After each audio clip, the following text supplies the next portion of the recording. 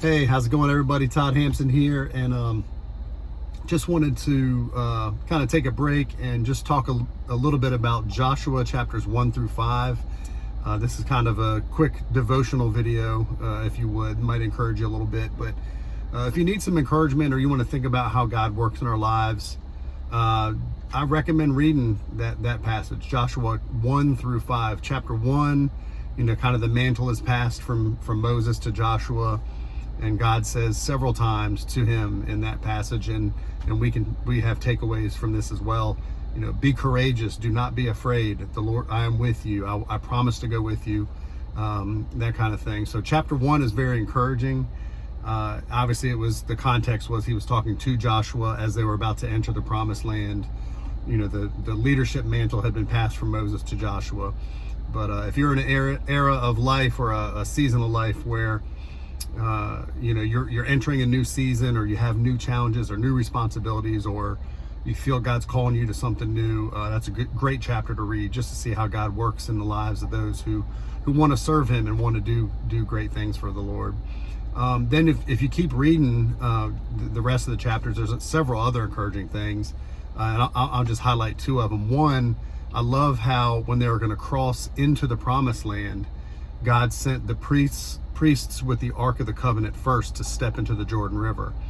And they basically stepped out on faith. And many people don't realize, unless you really carefully read the context, that when they stood in the water didn't stop immediately. They had to wait. It said the water piled up upstream. I forget the name of the town, but I looked on the map, and it's about 6 miles upstream. And based on the average, speed of water, of rivers, it took probably some time before they saw the result of their faith. So they had to stand in that water in faith, waiting for God to fulfill his promise and to stop the water so they could cross the Jordan. And then another interesting detail there is, it doesn't just say they got across the Jordan, and this is the same case with when God parted the Red Sea. It says they went on dry ground. So it's not just like some natural phenomena in the flood. It got dammed up somehow, and they were able to cross. They were on dry ground. God moved the molecules of the water out of the dirt, so to speak, so that they could walk across on dry ground. And it wasn't a short time either. The entire Israelite people went across, and then there was time for them to go back in and get large rocks to make a memorial on the promised land side of the Jordan River, the west side of the Jordan River. So lots of little things. If you just slow down and observe and read the passage a few times, things will jump out at you, and then you can apply those to your life. And another one that I find really interesting, and this is super powerful, is I believe it's in chapter 5. Before, and actually I won't even highlight this in this message because it deserves one by itself, but the commander of the Lord's army, who I believe was a pre-incarnate Jesus, Joshua saw him face to face and had a conversation, but that's another video for another day. But in the first part of chapter 5, it talks about how they crossed into the promised land, and it says the day they ate of the crops of the promised land, the manna stopped.